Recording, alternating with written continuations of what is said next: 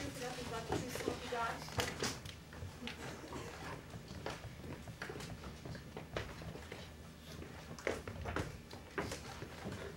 What is your name?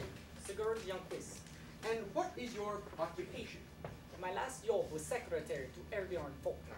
And how long have you held that position? Since beginning of November, yeah? Since Miss Andre left.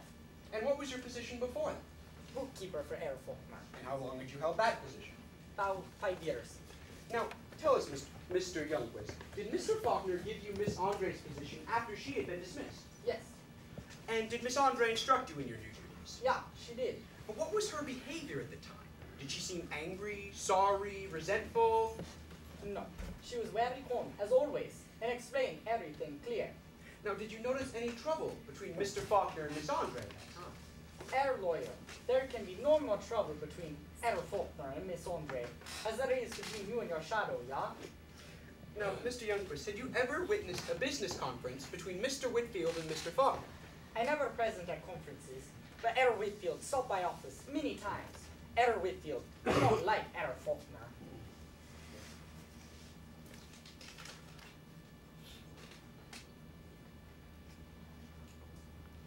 If Your Honor, please.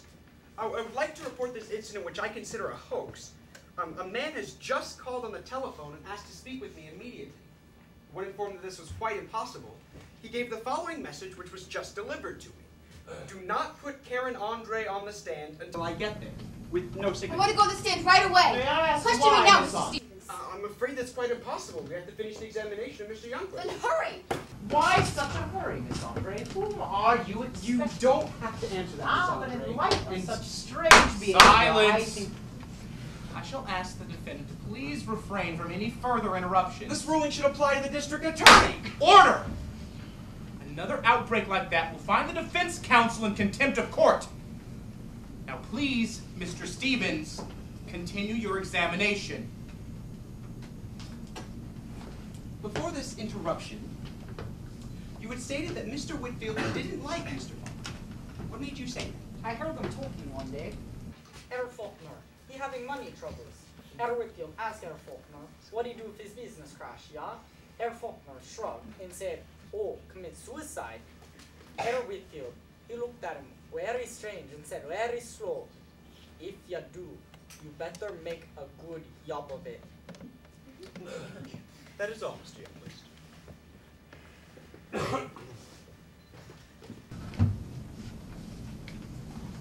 Mr. Youngquist, where were you employed before you started your job with Faulkner? I was working in bank in Stockholm. But you weren't working there immediately preceding your time with Faulkner. No, Where were you at that time? I was in prison. Oh. So you were in jail. On what charge? Embezzlement. From your employer. Yeah, You absconded with 30,000 kroner, didn't you? yeah, I did. But Air Faulkner, he helped me to get out of prison. He helped me to go straight, yeah? Faulkner did. He helped you to go straight so that you could help him go crooked.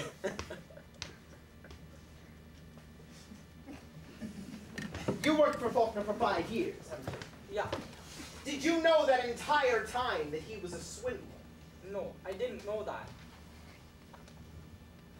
You do know now that he was crooked. No, I don't know that. You don't, You didn't know what all those brilliant financial operations of his were. Air Faulkner did what other men could not, but that wasn't wrong. And how do you know that? Because he was Air Bjorn Faulkner. I see. The king can do no wrong. Air lawyer, when people like you and people like me meet a man like Air Faulkner, yeah? We take our hats off and we bow, but we don't take orders. And we don't ask questions.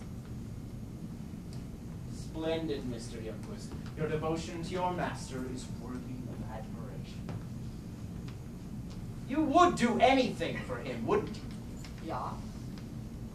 Are you very devoted to Miss Andre as well? Miss Andre served Air Faulkner. So then, such a little matter as a few lies for your master's sake would mean nothing to you. Air lawyer, I have not lied. Herr Faulkner is dead, and therefore cannot tell me to lie. But if I have choice, I lie for Herr Faulkner rather than tell you truth. For which statement I am more grateful than you can guess, Herr Youngquist. That's all.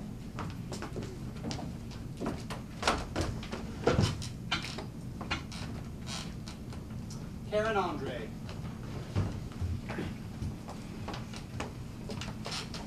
Karen Andre, do you solemnly swear to tell the truth, the whole truth, and nothing but the truth, so help you God? That's useless. I'm an atheist. The witness has to affirm regardless. I affirm.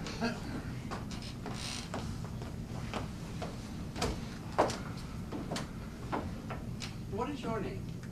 Karen Andre, And what was your last position? secretary to Bjorn Faulkner. Tell us about your first meeting. First met Bjorn in his office in Stockholm. He was alone. I came in an answer to his advertisement for a stenographer. It was my first job. And how did Mr. Faulkner reach you? He got up and didn't say a word. He just looked at me. No one could stand his gaze for very long.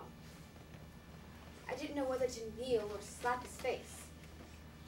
I didn't do either. I just told him why I had come. Did he engage you then? He said I was too young, and that he didn't like me. But he threw a stenographer's pad at me and said, "Get down to work. I'm in a hurry." And he did.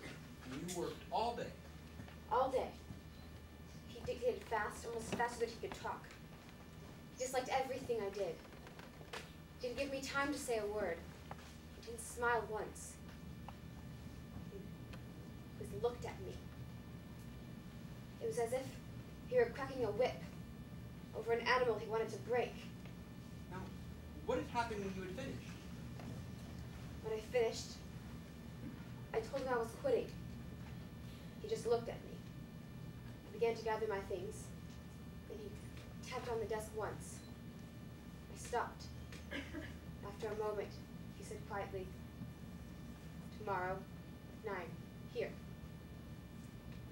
I went out without a word. And that night I could not sleep. His eyes were always on me.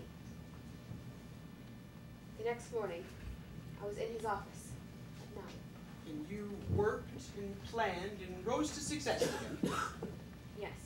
Can you tell us the extent of Mr. Faulkner's personal fortune at the height of his success?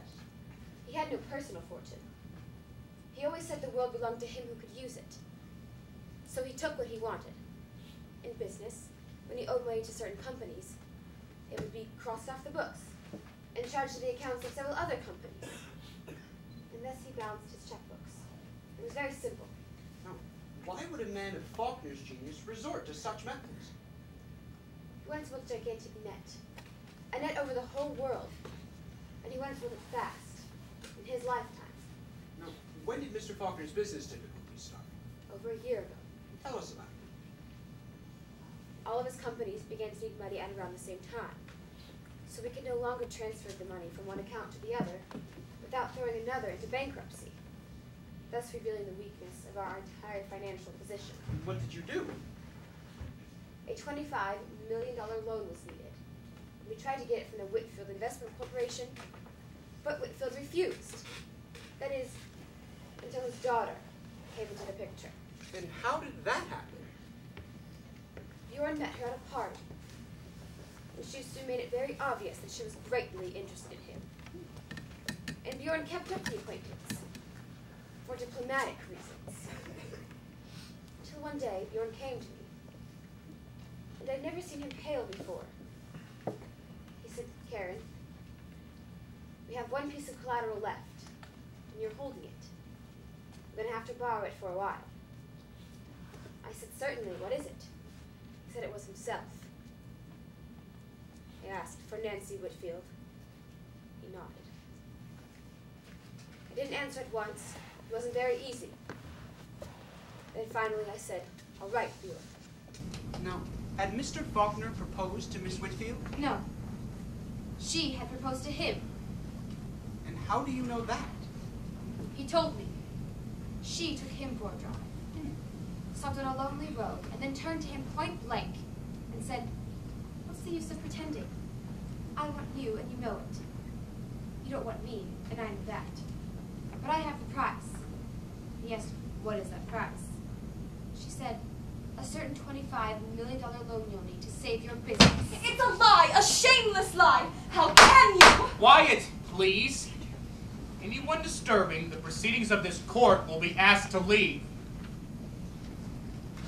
And what was Mr. Faulkner's answer to that, Miss Andre? He asked, that's costing you an awful lot of money. She said, money has never meant anything to me.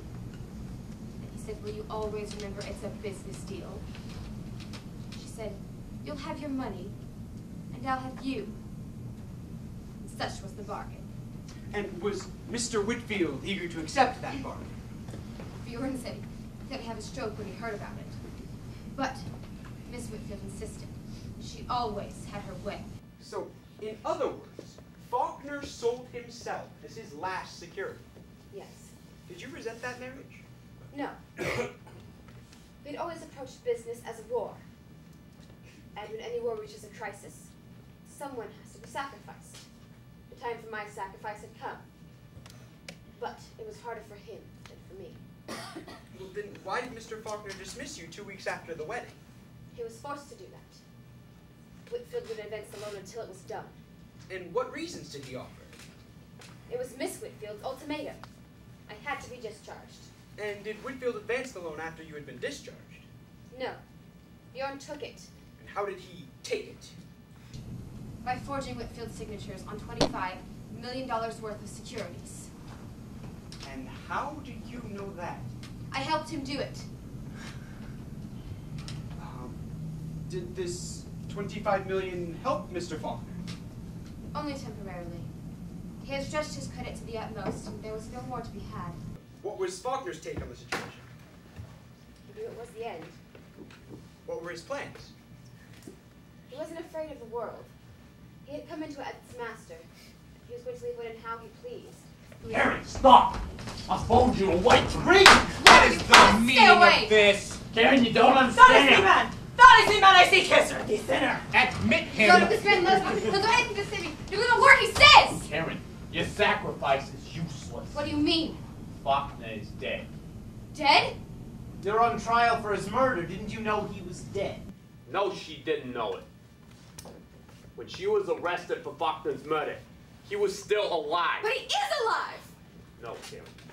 You're lying to me! I won't believe it! He's lying by me! No, no, no!